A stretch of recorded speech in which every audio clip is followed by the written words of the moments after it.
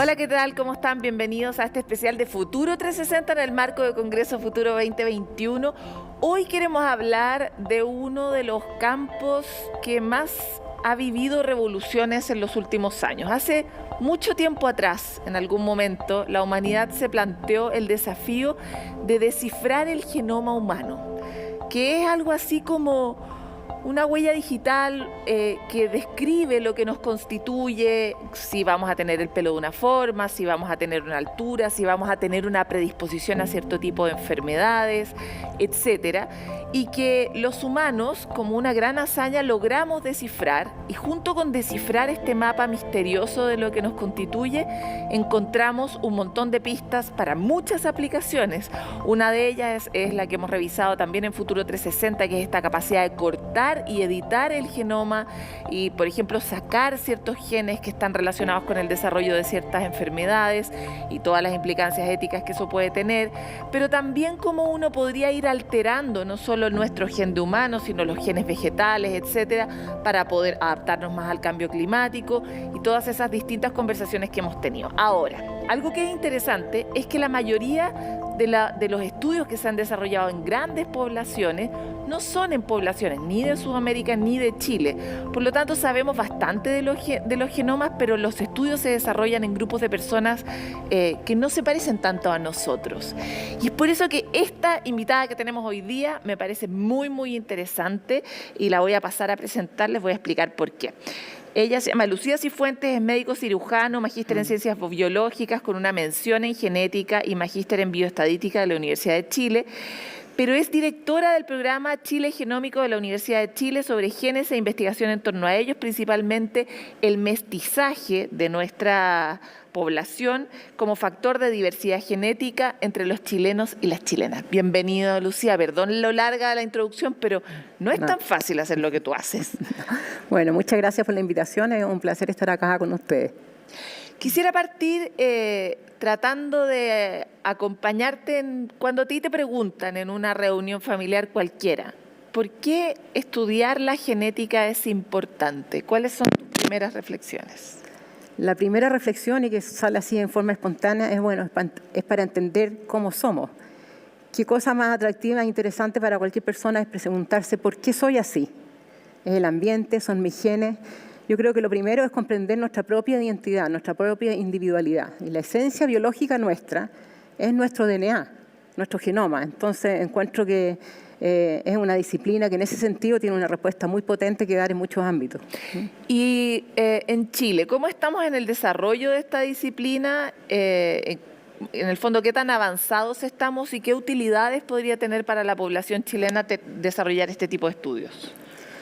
En Chile se ha desarrollado más la genética últimamente y también hay un desarrollo incipiente de la genómica. Sin embargo, como en todas las áreas, nos falta todavía mucho para estar a la altura de lo que son... ¿Puedes explicar la diferencia entre genética y genómica?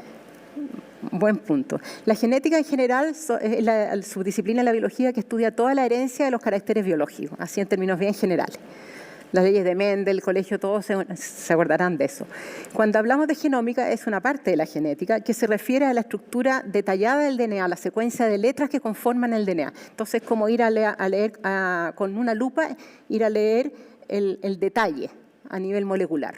O sea, en la genética uno se entera de los grandes trazos y en la genómica uno ve el píxel. Justamente, exactamente. Ya. Ahora, tú eres parte de un programa de Chile. Sí, ahí quisiera hacer una aclaración. En el programa de genética humana de la Facultad de Medicina de la Universidad de Chile, de donde yo soy profesora, iniciamos el proyecto Chile Genómico hace el año 2012 empezamos, porque hasta ahí había muy poco conocimiento del genoma de los chilenos. Habíamos hecho estudios anteriores, pero muy parciales. Entonces, como sacar una primera foto de lo que es el chileno común y corriente, nosotros, digamos, no particularidades, no había mucha información y eso lo iniciamos el año 2012 bajo mi dirección hasta el año 2016. Y ahí hicimos una caracterización general basada en estudios de chilenos urbanos de las principales ciudades más de 3.000 chilenos. Es el muestreo más grande que se ha hecho de población chilena contemporánea. Ahora, después de eso, el proyecto terminó el año 2016 y han habido proyectos consecutivos hasta el día de hoy distintos que han podido mantener esta iniciativa.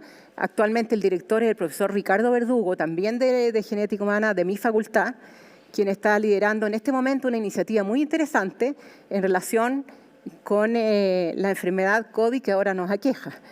Así que paso el aviso, invitarlos a todos que entren al sitio de Chile Genómico para colaborar con el proyecto del profesor Verdugo, que está estudiando cómo la susceptibilidad genética, cómo algunos genes nos hacen más susceptibles a contraer esta enfermedad o nos hacen también más propensos a tener una forma más grave de ella.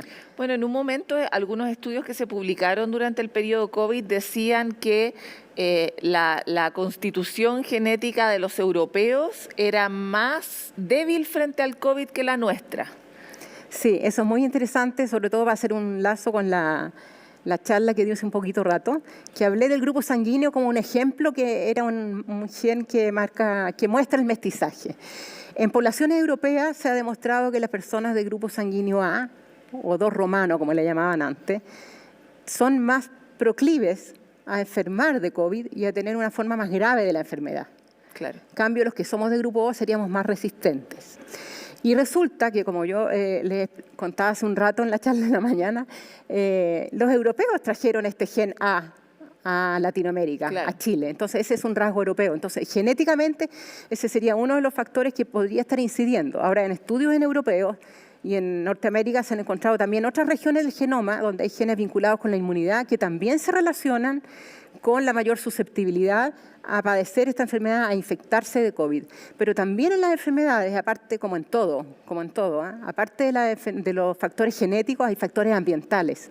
Entonces, en nuestro país coexisten, como en todas partes, por supuesto, los factores sociales y los factores genéticos. Por supuesto. Entonces, si bien genéticamente los individuos de grupo A pueden ser más propensos a enfermarse, puede ser que esos individuos justos vivan en regiones donde hay menos densidad poblacional, menos estrés, menos obesidad, y menos vivan en casa más grande, no hay hacinamiento, entonces se enfermen menos por los determinantes sociales. Por supuesto. Entonces hay que hacer un balance entre las dos cosas, pero de que el genoma importa, pero no es lo único. Es interesante lo claro que nos ha quedado con esta pandemia, que somos parte de un ecosistema, que es algo que siempre se nos olvidaba, ¿verdad? Antes, sí, pero ahora como que no hay forma de huirle a esa verdad.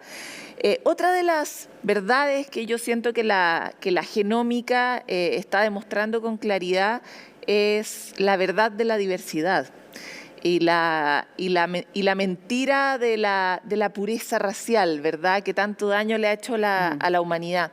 ¿Cómo ha impactado también en tu propia perspectiva personal, humana, el trabajo que has hecho que da cuenta de que al final todos los chilenos somos mestizos, po?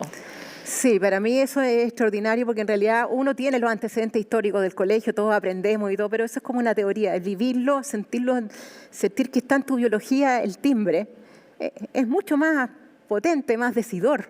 Y la verdad es que en realidad no hay poblaciones puras y si las hubiera, ¿qué? Biológicamente lo ventajoso es ser diverso, o sea, una población que fuera toda uniforme, toda igual, que ya no existe en todo caso, pero si la hubiera, ¿qué potencialidad tiene esa población natural de responder frente a los cambios para adaptarse? Poquísima. Entonces, la riqueza está en que seamos diversos. Y con nuestro estudio nosotros demostramos que los chilenos somos mestizos. Y todo este asunto de las migraciones es un fenómeno dinámico que nos va a hacer ir cambiando, pero también nos va a hacer ser reservorio de genes más diversos, que algún día, a lo mejor en 100 años, nos podrán servir para enfrentar una nueva pandemia, una nueva eventualidad. El cambio climático. Entonces, mientras más diversidad alojemos en nuestro genoma, es mejor, vamos a estar mejor adaptados a sobrevivir como especie. Oye, ¿y eso es una conclusión total del estudio que ustedes hicieron? O sea, si uno toma un chileno de cualquier rincón del país, ¿va a encontrar diversidad genética y mestizaje? Exacto. Es salvo en aquel chileno que se viene bajando de un avión, que viene llegando, no sé, de África o de Europa a instalarse con una empresa, claro. Él si viene llegando, están al aeropuerto, no vamos a decir que es chileno. Nosotros estudiamos los chilenos cuyos padres eran nacidos en Chile, o sea, chilenos. Entonces, eso puede ir cambiando, pero todos somos mestizos. Hay personas que dicen, no, yo soy tan europea, tengo 4 abuelos europeos. Los exploramos, también tenían genes amerindios. Ahora los amerindios, los nativos americanos contemporáneos, que se sienten pertenecientes a esta etnia, dicen, no, nosotros somos puros. El 99% de ellos también tiene genes europeos, también. Entonces, esto es un gradiente, no podemos categorizar a la gente como de un grupo étnico o de otro como si fuéramos entidades separadas. Eso ya no existe. Ya. Ahora avancemos sobre las oportunidades que sí tiene descubrir cuánto tengo de amerindio, cuánto tengo de gen europeo, porque parte de lo que se habla mucho en el marco del Congreso Futuro es cómo la medicina va a entrar en una fase de hiperespecialización, donde en vez de darte un remedio que en realidad se probó en miles de millones de personas y uno ve que más o menos funciona, ahora voy a saber que porque tú tienes tal o cual gen, es más o menos probable que tal o cual remedio te funcione. Entonces, ¿cómo ves tú ese avance? ¿A qué plazo deberíamos estar hablando de esta medicina boutique? Yo creo que es un plazo no muy lejano. Entonces, desde ese punto de vista es muy importante conocer el genoma de la población. No solamente por la medicina de precisión individual, de que yo tengo tal gen, voy a responder así o asá a tal fármaco, sino que también a nivel poblacional, cuando yo diseño políticas públicas. El hecho de hacer este estudio genómico de ancestría contribuye a otorgar una herramienta en la búsqueda, en la exploración de genes responsables de enfermedades. Porque tal como tú decías, hay muy poca información del genoma de las poblaciones que están al sur del Ecuador, muy poca. Todo se ha hecho para las poblaciones que están al norte, entonces hay diversidad biológica que no se ha estudiado. Cuando nosotros hicimos nuestro estudio Chile genómico en la primera etapa, encontramos variantes en el genoma de los chilenos que no estaban descritas en ninguna otra base de datos mundial propia. A lo mejor también están en Argentina, en Bolivia y no se han publicado, pero son variantes propias. Entonces, no solamente importa la medicina de precisión a nivel del individuo, sino que también a nivel de la colectividad, porque las políticas de salud tienen que diseñarse para la población a la cual están dirigidas, y no solamente en el fármaco, sino que también en la prevención. Por ejemplo, si yo tengo poca plata, como siempre nos ocurre, y tengo que hacer campaña de prevención de cáncer, en las regiones del país donde hay más genes europeos haré un screening más intenso de cánceres que son más comunes en población europea, pero en comunas donde hay más ancestría amerindia tengo que ir a hacer pesquisa temprana en el cáncer de vesícula biliar, por ejemplo, que es lo propio de los nativos. Entonces eso optimiza también los recursos escasos de salud, desde la medicina desde primera, segunda y tercera etapa, digamos, desde la prevención, no solamente a nivel del fármaco. Entonces tiene un impacto no muy lejano. Lo encuentro genial desde el punto de vista de la eficiencia de los recursos y efectivamente de la efectividad de la política pública. Pero ¿tiene o no tiene un riesgo desde el punto de vista de la discriminación también al final? O sea, en el fondo, ¿en qué estoy pensando? ¿En qué pesadilla estoy pensando? ¿Qué pasa si al final mi información genética está tan disponible que, por ejemplo, un seguro de salud, una ISAPRE, es capaz de decirme, sabe que a usted no le voy a cubrir el cáncer de vesícula? O sea, en el fondo, ¿a qué tenemos que estar alerta para que no nos pase por encima lo que en realidad era una oportunidad y se convierta en un problema para todos? Claro, toda la información genómica debe ser privada y confidencial de cada persona.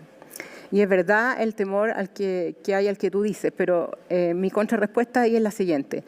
Puede que yo sea menos propensa al cáncer de vesícula, por ejemplo, estoy dando como ejemplo que tengo más genes europeos, pero eso me hace a mí más propensa a tener cáncer de mama o cáncer de colon. Claro. Entonces, no hay ningún grupo étnico que esté en su prioridad de salud respecto de otro.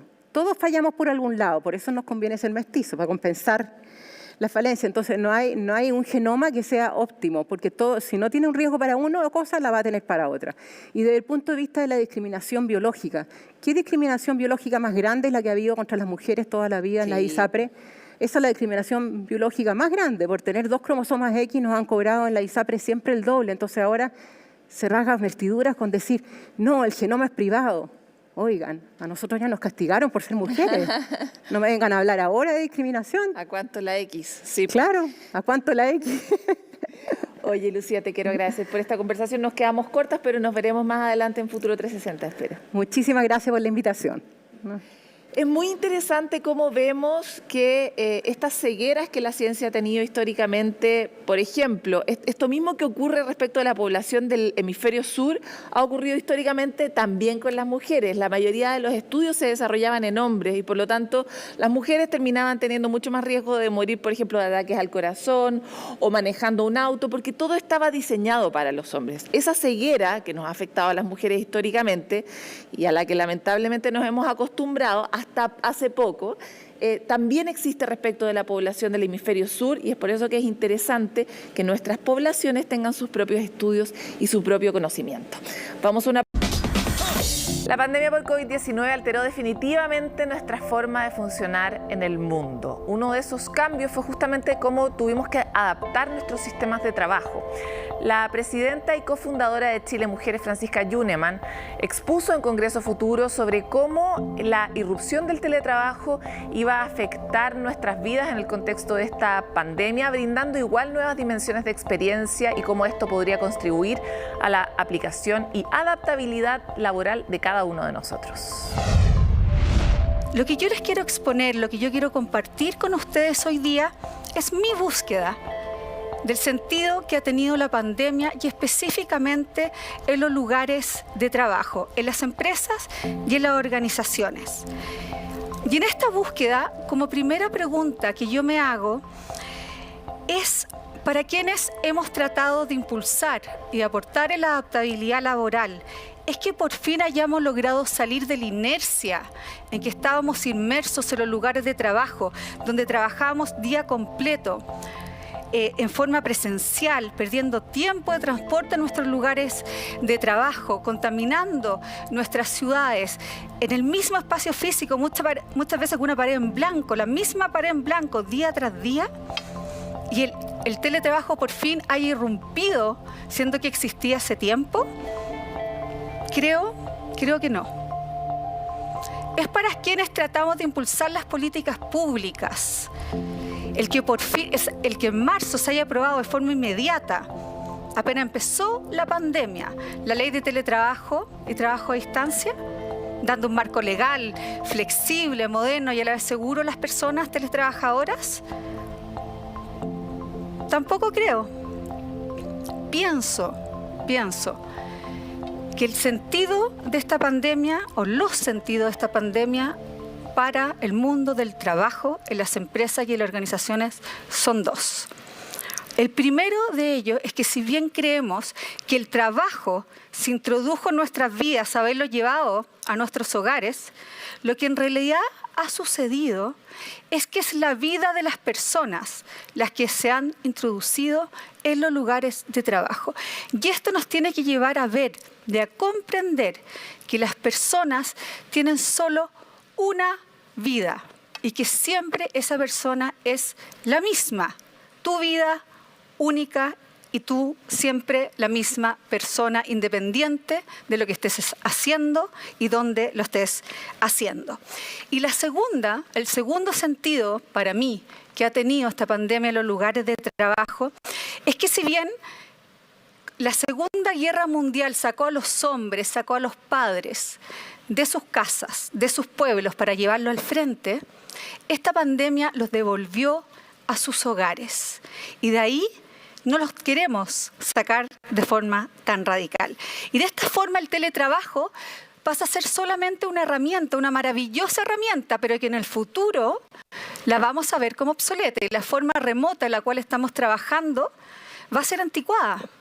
Y las leyes que acabamos de aprobar por ser leyes modernas, también las vamos a terminar derogando y sustituyendo por otras en un futuro. Pero lo que nunca va a cambiar es la unicidad de la vida humana y a la vez la diversidad de vidas. La responsabilidad de humanizar los lugares de trabajo, aplicando estas alternativas que yo le acabo de decir, o yendo más allá de la ley, porque la gracia del sector privado es que puede hacer muchas más cosas allá de la ley, la tenemos todos y la tenemos todas. Escuchamos mucho que los seres humanos somos irreemplazables, o sea, somos reemplazables. Siempre escuchamos, es que nadie es irreemplazable. Pero la verdad es que la conciencia que tenemos que tener es que como seres humanos somos insustituibles. Una persona que se vuelve consciente de su responsabilidad ante quien lo aguarda con todo su corazón o ante una obra por terminar, nunca será capaz de tirar su vida por la borda. Conoce el porqué de su existencia y será capaz de soportar casi cualquier cómo. Debemos entonces tomar conciencia y hacernos responsables de terminar esta obra inconclusa, de hacer los lugares de trabajo más justos, más inclusivos. Y para ello tenemos que tener presente, y Pablo Egaña lo expuso tan bien en este panel, cómo esta pandemia ha golpeado más los trabajos de las mujeres y cómo les va a ser más difícil recuperarlo. Los trabajos formales, ellas han perdido profesionalmente más contratos de trabajo. El subsidio al empleo, a pesar de haber logrado el subsidio al empleo con enfoque de género, también se le está aplicando menos a las mujeres. Tenemos más contratos suspendidos por la Ley de Protección de Empleo y no sabemos qué va a pasar cuando se termine esa protección legal, la cual es transitoria. Por lo tanto, asumiendo esta inequidad, hoy los invito a que nos hagamos cargo juntos de construir el futuro del trabajo. No volvamos a intentar sacar nuevamente de los lugares de trabajo para dejar de ver la integridad de la vida de cada persona y a la vez la diversidad de vidas que están presentes en cada uno de los lugares de trabajo, cada una con una riqueza infinita. No volvamos tampoco a sacar a los padres de sus hogares, porque se ha demostrado que pueden trabajar ahí y lo pueden hacer con sus hijos o sus hijas al lado, estando presentes cuando se lo necesita. Estoy convencida que en estas condiciones, junto con terminar con las leyes que encarecen la contratación y la desincentivan, la contratación de mujeres, como la actual ley vigente de Salacuna, por lo cual es urgente aprobar el proyecto de ley de Salacuna en trámite, estoy convencida que estas condiciones, más esas reformas legales, es lo que va a permitir, como les decía, que las mujeres ingresemos, no desertemos y nos desarrollemos con todas nuestras capacidades, con todos nuestros talentos en los lugares del trabajo, ganando todo nuestro país, ganando toda nuestra sociedad. Y cito esta última frase de Viktor Frankl en El hombre en busca de sentido. Apelo a su voluntad, a la libertad de la persona para elegir entre aceptar o rechazar una oportunidad. Dicho de otra manera, a la libertad para completar un determinado sentido o rechazarlo. Muchas gracias.